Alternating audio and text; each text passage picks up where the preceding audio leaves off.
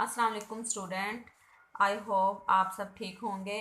तो आज हम लोग पढ़ने वाले हैं क्लास 9 का केमिस्ट्री का सेकंड चैप्टर, जिसमें हमारा जो है तीसरा टॉपिक है डिस्कवरी ऑफ न्यूट्रॉन। तो आज हम लोग देखेंगे कि न्यूट्रॉन जो है उसकी डिस्कवरी किस तरह हुई, और अगर किसी ने सजेशन दिया था या सजेस्ट किया था न्यूट्रॉन के बारे में तो वो क्या था। तो फर्स्ट ऑफ ऑल हम इसमें देखेंगे कि दो साइंटिस्ट जो हैं वो हमारे आ रहे हैं। एक का नेम है रदरफोर्ड। तो जो फर्स्ट वन है उसका नेम है रदरफोर्ड साइंटिस्ट है, और दूसरा जो हमारे पास है चैडविक। तो रदरफोर्ड ने, अब हम लोग देखेंगे कि पहला कि रदरफोर्ड ने जो है डिस्कवरी ऑफ न्यूट्रॉन में उसकी पार्टिसिपेशन क्या है। तो रदरफोर्ड ने ये नहीं बताया कि हमारा जो न्यूट्रॉन है वो एग्जिस्ट करता है या नहीं करता, लेकिन उसने एक सपोज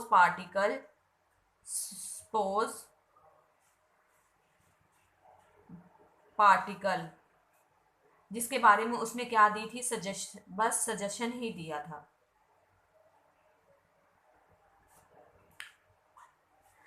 अच्छा, तो हम लोग देखेंगे फर्स्ट ऑफ ऑल कि रदरफोर्ड की पार्टिसिपेशन क्या है, कि रदरफोर्ड की जो इलेक्ट्रॉन न्यूट्रॉन के बारे में डिस्कवरी के अंदर उसकी पार्टिसिपेशन क्या, उसने हमें क्या सजेस्ट किया। तो अब रदरफोर्ड ने कहा कि जैसे कि बाकी साइंटिस्ट कहते हैं कि 1920 में, तो स्टूडेंट्स आप लोगों को पता है कि हमारा जो इलेक्ट्रॉन है वो डिस्कवर किया था जे थॉमसन ने। ठीक है, डिस्कवर कब किया था? 1897 में। और जो हमारा प्रोटॉन है एटम के अंदर के न्यूक्लियस के अंदर, वो डिस्कवर उसने किया था गोल्ड स्टेन ने। वो उसने डिस्कवर किया था 1886 में। तो अब आप देख सकते हैं कि 1897 और 1886 मतलब कि 80s में हमारे ये दोनों के दोनों पार्टिकल्स जो हैं वो डिस्कवर हो चुके थे। अब हम देखते हैं कि जो रदरफोर्ड है उसने 1920 में क्या किया। उसने जब भी इलेक्ट्रॉन, हम लोग बोलते हैं कि नंबर ऑफ इलेक्ट्रॉन बराबर होते हैं नंबर ऑफ प्रोटॉन के, कि हम कहते हैं कि सपोज हम ले लेते हैं कार्बन का एक एटम है या एलिमेंट है, तो उसके एटम के अंदर हम कहते हैं कि 6 ही हमारे पास प्रोटॉन है और 6 ही हमारे पास इलेक्ट्रॉन है। ठीक हो गया।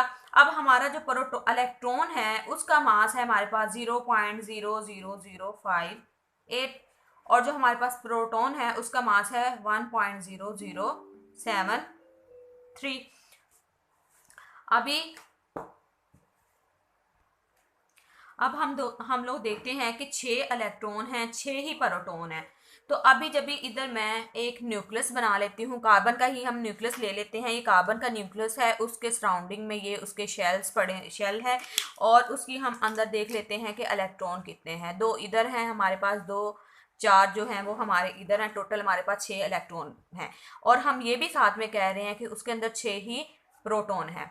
तो अब क्या मैं करती हूँ, रदरफोर्ड ने क्या देखा कि जब भी वो 6 प्रोटॉन का, उसको पता है कि कार्बन के अंदर कितने प्रोटॉन है, 6 प्रोटॉन है, कार्बन के अंदर 6 प्रोटॉन है। अब वो कहता है कि 6 प्रोटॉन जो हैं उनका मास, मतलब 6 अंडर रूट ब्रैकेट में 1.073।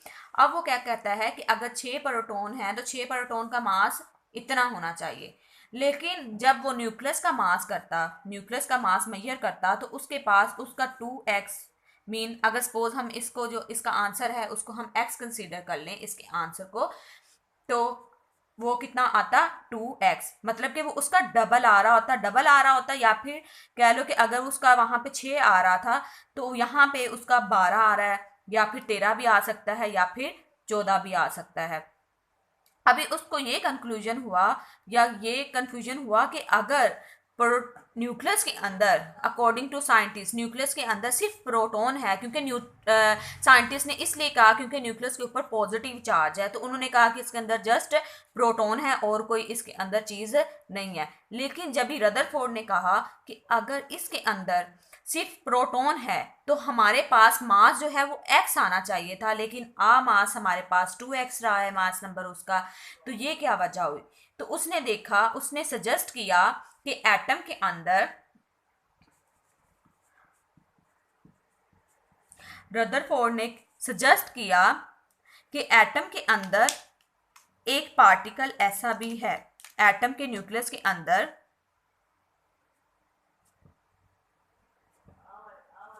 एक पार्टिकल ऐसा भी है जो कि पहली उसने क्या बताई चीज कि पार्टिकल ऐसा है कि जो, तो पहले तो वो न्यूट्रल है और दूसरा उसका मास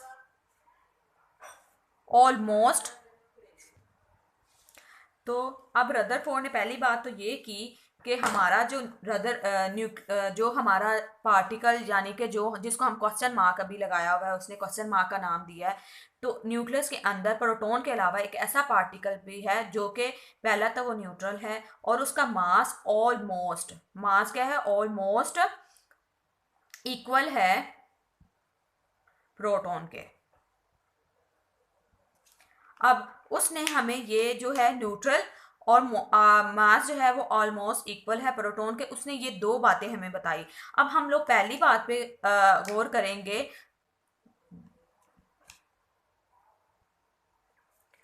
अब रदरफोर्ड ने दो बातें हमें बताई हैं कि हम लोगों ने पढ़ी हैं 1920 के अंदर। 1920 के अंदर आप लोगों ने याद रखना है कि 1920 में ये बात हो रही है।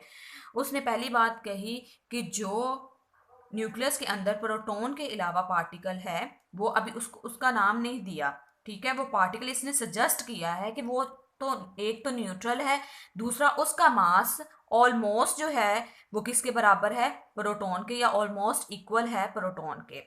अभी हम बात करते हैं न्यूट्रल की कि उसने ये बात क्यों कही कि ये न्यूट्रल पार्टिकल है।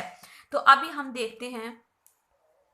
तो अब रदरफोर्ड ने कहा है कि वो न्यूट्रल है। अब हम देखेंगे कि वो न्यूट्रल क्यों, उसने ये बात की कही है कि वो न्यूट्रल क्यों है। अगर हम कहते हैं कि प्रोटॉन जो है वो हमारा ऑलरेडी न्यूक्लियस के अंदर पड़ा हुआ है, तो उसके ऊपर कौन सा चार्ज है, प्रोटॉन के ऊपर चार्ज कौन सा है,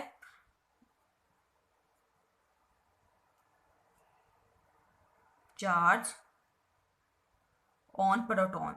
अब चार्ज ऑफ प्रोटॉन जो है वो हमारे पास है पॉजिटिव। अगर न्यूक्लियस के अंदर पॉजिटिव और पॉजिटिव चार्ज, दो चार्जेस हैं, अगर हम कहते हैं कि जो हमारा जो ये सजेस्टेड पार्टिकल है वो हमारा उसके ऊपर पॉजिटिव चार्ज है, तो हम देखेंगे कि पॉजिटिव पॉजिटिव तो एक दूसरे को क्या करेंगे, रिपेल करेंगे। लाइक पॉजिटिव, ये पॉजिटिव जो है इधर को जाएगा, ये पॉजिटिव इधर को जाएगा, तो इस तरह हमारा न्यूक्लियस जो है वो अनस्टेबल रहेगा और फना हो जाएगा, अनस्टेबल हो जाएगा। लेकिन हम लोग देखते हैं कि कार्बन का न्यूक्लियस, हाइड्रोजन का न्यूक्लियस, सोडियम, जितने भी हमारे पास एलिमेंट्स हैं सबके न्यूक्लियस हमारे स्टेबल पड़े हुए हैं। क्यों? अब ये बात तो जो है वो क्रॉस होगी कि हम पॉजिटिव, उसको पॉजिटिव चार्ज नहीं कह सकते कि उसके ऊपर पॉजिटिव चार्ज है। दूसरा हम कहते हैं कि अगर प्रोटॉन का हमें पता है कि पॉजिटिव है और जो सजेस्टेड पार्टिकल है वो नेगेटिव है, तो अभी पॉजिटिव और नेगेटिव एक दूसरे को अट्रैक्ट करेंगे, तो इन रिजल्ट क्या होगा, इन रिजल्ट हमारा जो न्यूक्लियस है वो श्रिंक हो जाएगा। तो न्यूक्लियस जो है वो हमारा श्रिंक हो जाएगा अगर हम पॉजिटिव और नेगेटिव कहते हैं कि ये तो प्रोटॉन के ऊपर है ना ये वाला चार्ज, और ये हम कह रहे हैं कि जो हमारा सजेस्टेड पार्टिकल है।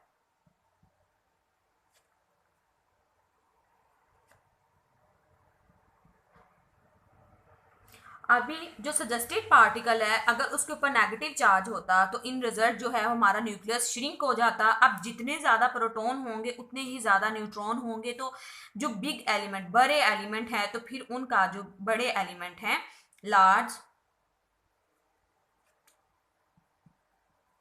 एलिमेंट, या हम कह सकते हैं उसको हैवी एलिमेंट, कुछ भी कह सकते हैं, बड़े एलिमेंट कह सकते हैं जिनका मास नंबर ज़्यादा होगा, नंबर ऑफ शेल्स भी ज़्यादा होंगे नीचे वाले जो हैं पांचवें छठे पीरियड में। तो अभी उनका न्यूक्लियस तो फिर ज़्यादा श्रिंक छोटा होना चाहिए एज कंपेयर टू जो हमारे पास फर्स्ट सेकंड थर्ड पीरियड में है। तो ऐसा भी नहीं है, सबका जितना उसका एटॉमिक नंबर बढ़ता जाएगा वैसे वैसे क्या है, उनका न्यूक्लियस भी बढ़ रहा है। तो हम ये बात भी क्या कर देंगे, ये भी बात जो हम लोगों ने नेगेटिव चार्ज है हमारा उसके ऊपर सजेस्टेड पार्टिकल के ऊपर, वो भी हम ये नहीं कह सकते कि उसके ऊपर नेगेटिव चार्ज है, तो ये भी बात हमारी क्या हो गई, गलत होगी। तो उसी लिए रदरफोर्ड ने क्या किया कि उसको न्यूट्रल पार्टिकल बोला। अभी हम लोगों ने ये भी देखा था कि हम कह रहे थे कि अगर हम जस्ट प्रोटॉन को देखते हैं तो उसका मास क्या आता है हमारे पास x, लेकिन जब भी हम पूरे न्यूक्लियस को देखते हैं तो वो ऑलमोस्ट 2x आता है। तो इसका मतलब है ये उसका डबल है, तो वो कह सकता है कि मास इक्वल है उसके मास ऑफ प्रोटॉन के। ठीक हो गया। अभी हम देखेंगे नेक्स्ट के चैडविक जो है। अब चैडविक ने क्या काम किया, इसने जस्ट हमें सजेशन दिया, रदरफोर्ड ने जस्ट हमें सजेशन दिया और टू मेन पॉइंट्स हम साइड पे लिख लेंगे दिए हमें कि एक तो वो न्यूट्रल है, दूसरा क्या है जी, दूसरा mass of suggested particle equal to almost equal to mass of proton.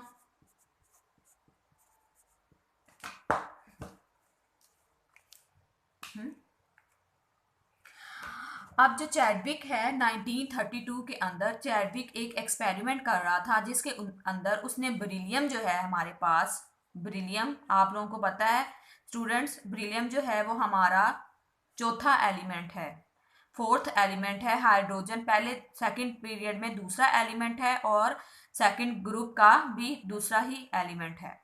ठीक है, तो अभी सॉरी सेकंड ग्रुप का ही पहला एलिमेंट है।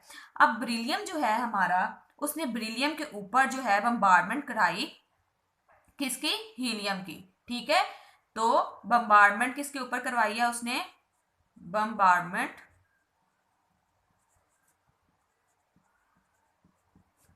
ऑफ अल्फा पार्टिकल यानी कि हीलियम। ये भी हम डिस्कस करेंगे कि अल्फा पार्टिकल जो है वो हमारा हीलियम के किस तरह बराबर है। तो उसने bombardment of alpha particle on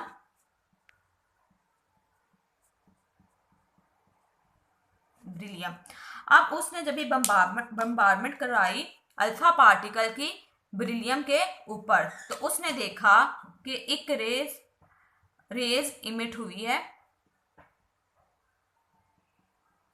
जिसको उसने किसका नाम दे दिया, न्यूट्रॉन का। अभी जब उसने बेरिलियम के ऊपर अल्फा पार्टिकल की, बेरिलियम का जो सैंपल है वो हमारे पास है Be। आपको पता है जब भी दो लेटर होंगे तो हम बड़े लेटर को जो है बड़ा लिखेंगे और सेकंड वाले को हम लोग स्मॉल लेटर में लिखेंगे। ठीक हो गया। आपको सैंपल्स नहीं बनाने आते तो मैं एक वीडियो उस पर डालूंगी और सैंपल्स बनाऊंगी। तो बेरिलियम जो है उसका जो मास नंबर है वो 9 है और उसका एटॉमिक नंबर जो है वो हमारे पास 4 है। अब आप लोगों को पता होना चाहिए कि एटॉमिक नंबर क्या है, एटॉमिक नंबर और मास नंबर। अगर नहीं पता तो मैं आप लोगों को यहाँ पे साइड पे लिख के बता देती हूँ कि एटॉमिक नंबर क्या होता है और मास नंबर क्या होता है। एटॉमिक नंबर जो होता है, एटॉमिक नंबर जो होता है वो हमारा किसी भी एटम के अंदर जो प्रोटॉन की तादाद होती है, number of proton in the nucleus of an atom. तो ये हमारा क्या है, एटॉमिक नंबर है, इसका सैंबल है Z। और हमारा जो है मास नंबर, ये सम है, sum of number of proton plus number of neutron. ठीक हो गया। अभी आपको पता है कि इसका जो हमारा साइन है या सिंबल है जिससे हम लोग इसको शो करते हैं वो है ए, और इसका फार्मूला है A is equal to Z plus N. Student जल्दी से इसको नोट कर लें, हम लोगों ने इधर इसको डिस्कस करना है। हाँ जी, नोट कर लिया है। अब क्या करते हैं कि हम लोगों ने बात की कि बेरिलियम के ऊपर हम अल्फा पार्टिकल की क्या करवाएंगे, बम्बार्डमेंट करवाएंगे। अब आपको हीलियम जो है, अल्फा पार्टिकल की क्या कंडीशन है कि अल्फा पार्टिकल जो है ना हमारा, उसका मास नंबर जो है 4 होता है और उसका एटॉमिक नंबर 2 होता है। तो हमारा हीलियम जो है उसका भी मास नंबर हमारे पास 4 है, एटॉमिक नंबर उसका 2 है, तो हम हीलियम को कह सकते हैं कि वो अल्फा पार्टिकल है। ठीक है स्टूडेंट्स, अब क्या करना है कि हम लोगों ने बेरिलियम के ऊपर अल्फा पार्टिकल की क्या करवाई, बौछार करवाई चैडविक ने। अब अल्फा पार्टिकल की जब बौछार करवाई तो उसके पास एक तो कार्बन बना, कार्बन 12। कार्बन 12 का मतलब है कार्बन 12, इसका मतलब है कि ऐसा कार्बन जिसके अंदर मास नंबर 12 हो। ठीक है, कार्बन 13, कार्बन 14, इन सब के अंदर, इसके अंदर नंबर ऑफ न्यूट्रॉन 6 है, इसके अंदर नंबर ऑफ न्यूट्रॉन 7 है, इसके अंदर 8 है। ये आइसोटॉप्स हैं कार्बन के। तो मैंने कार्बन 12 इसलिए बोला कि हम यहाँ पे 12 कार्बन वाला मतलब उसका मास नंबर 12 ले रहे हैं। ठीक है, अब स्टूडेंट्स इधर आ जाएं, इधर देखें कि अगर हम कहते हैं कि ये एटॉमिक नंबर है, मतलब नंबर ऑफ प्रोटॉन, तो प्रोटॉन को हम पी से शो कर लेते हैं। ठीक है, तो अब ये देखें कि 4, 5 और 6, तो टोटल हमारे पास यहाँ पे प्रोटॉन कितने हैं, 6। अब क्या है कि अब मास नंबर का फार्मूला क्या है हमारे पास, मास नंबर का फार्मूला हमारे पास है A is equal to Z plus N. अभी हम लोग कहते हैं कि ए जो है हमारा वो है 9, जेड हमारा कितना है, हमें पता है कि बेरिलियम का कितना है जेड, सॉरी एटॉमिक नंबर 4। हमें क्या चाहिए, नंबर ऑफ न्यूट्रॉन। तो हम क्या करेंगे कि जो n है हमारा 4 है, उसको इधर ले जाके 9 माइनस 4 कर देंगे। तो अब हम देखें कि हमारा वहां पर आंसर आया है कि 5 न्यूट्रॉन तो इसमें है। ठीक है, 4 में से हम 2 निकालते हैं तो 2 न्यूट्रॉन इसमें है, तो टोटल हमारे पास कितने बने, 7 न्यूट्रॉन। अब यहाँ पे देखें कि एटॉमिक नंबर 6 है, मतलब नंबर ऑफ प्रोटॉन है 6, तो 12 में से 6 निकाल देंगे तो हमारे पास कितने बचेंगे पीछे, 6 ही न्यूट्रॉन। तो अभी जो हमारे पास एक न्यूट्रॉन जो है वो निकल आया है। ठीक है, अब चैडविक हैरान है कि ये जो चीज निकली है ये चीज है क्या, ये जो चीज हमारे पास निकली है ये चीज क्या है। अब इसने क्या किया, इसकी प्रॉपर्टीज देखी कि इस पे चार्ज क्या है, तो चैडविक ने देखा कि इस पे चार्ज क्या है, न्यूट्रल है। दूसरा उसने उसका मास मेजर करके देखा तो उसने देखा कि इसका मास तो प्रोटॉन के मास के ऑलमोस्ट बराबर है। प्रोटॉन का हमारे पास है 1.0073, इसका है 1.0087, तो ये ऑलमोस्ट बराबर है ना। तो स्टूडेंट्स उसने कहा कि इसका मास भी बराबर है, ऑलमोस्ट बराबर है। उसके बाद उसने कहा ये न्यूट्रल भी है। तीसरा उसने कहा कि इसकी पेनिट्रेटिंग पावर भी बहुत ज्यादा है, क्योंकि ये न्यूट्रल है, ना तो ये पॉजिटिव चार्ज है ना ही ये नेगेटिव चार्ज है। तो पॉजिटिव चार्ज और नेगेटिव चार्ज जब भी किसी चीज के अंदर पेनिट्रेट करने लगेंगे तो वो जो अंदर पॉजिटिव है उसको जहां भी नेगेटिव मिलेगा वो उसके साथ रिएक्ट होके क्या करेगा, कोई ना कोई वहां पे कंपाउंड बना लेगा। अगर नेगेटिव की बात करें तो नेगेटिव भी अंदर जाके पॉजिटिव के साथ रिएक्शन कर लेगा, कुछ भी अट्रैक्ट हो जाएगा उसकी तरफ। लेकिन न्यूट्रल जो पार्टिकल है वो तो ना तो पॉजिटिव की तरफ अट्रैक्ट होगा ना ही नेगेटिव के तरफ अट्रैक्ट होगा, तो इसीलिए इसकी पेनिट्रेटिंग पावर जो है वो बहुत ज्यादा है। तो अब हम इसकी प्रॉपर्टीज देख लेते हैं कि प्रॉपर्टीज क्या क्या है।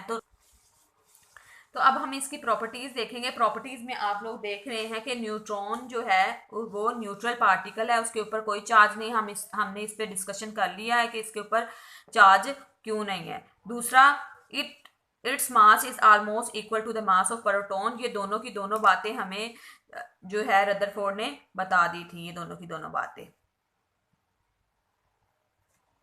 रदरफोर्ड ने बता दी थी। अब चैडविक ने हमें क्या नई चीज़ बताई कि इसकी पेनिट्रेटिंग पावर है वो ज़्यादा है, क्योंकि ये न्यूट्रल पार्टिकल है तो ये किसी भी चीज़ के अंदर ज़्यादा जल्दी जो है ज़्यादा तेज़ी के साथ सरायत कर सकता है। पॉजिटिव और नेगेटिव मैंने बताया है कि वो कहीं ना कहीं पॉजिटिव जो है वो नेगेटिव के साथ अट्रैक्ट हो सकता है, नेगेटिव किसी भी पॉजिटिव पार्टिकल के साथ अट्रैक्ट हो सकता है। लेकिन न्यूट्रल पार्टिकल है, इसको रोकने के लिए कोई पॉजिटिव या नेगेटिव चार्ज की ज़रूरत नहीं है। जहाँ तक इसकी एनर्जी रहेगी वहाँ तक ये पेनिट्रेट करता जाएगा। तो स्टूडेंट्स ये वाला क्वेश्चन जो है discovery of neutron 9th class के लिए पाकिस्तान के सिलेबस में ये जो है खासतौर पे पंजाब बोर्ड में ये शॉर्ट में भी वो देता है, लॉन्ग में भी देता है। अगर वो शॉर्ट में देता है तो आपको जस्ट प्रॉपर्टीज भी दे सकता है। तो और उसके बाद अगर वो आपका कहता है शॉर्ट में डिस्कवरी ऑफ न्यूट्रॉन, तो आपने क्या करना है कि जस्ट चैडविक वाली जो चीज़ें हमने बताई हैं इधर और प्रॉपर्टीज लिख देनी है। अगर वो पूछता है कि डिस्कवरी ऑफ न्यूट्रॉन लॉन्ग में, तो आपने साथ में इसके रदरफोर्ड का भी बताना है कि 1920 में रदरफोर्ड ने इसको सजेस्ट किया, और चैडविक का फिर बताना है कि 1932 में रदरफोर्ड ने क्या, सॉरी चैडविक ने इसको डिस्कवर किया। और देन आप इसकी प्रॉपर्टीज लिखेंगे और इस इक्वेशन को लिखना नहीं भूलना। आप इस इक्वेशन को नहीं लिखोगे तो आपका क्वेश्चन जो है इनकम्प्लीट होगा। Thank you so much. अगर आपको वीडियो अच्छी लगी है तो मेरे चैनल को लाइक करें, सब्सक्राइब करें। वीडियो अच्छी लगी है तो आप बेल आइकन को भी दबा दें। और प्लीज़ प्लीज़ अगर कोई कोई भी टॉपिक है 9th और 10th क्लास का या कोई भी हाई लेवल का, तो आप प्लीज़ मुझे कमेंट सेक्शन में बताएं ताकि मैं जो है उस पर भी वीडियो डालूं। Thank you. अल्लाह हाफिज़।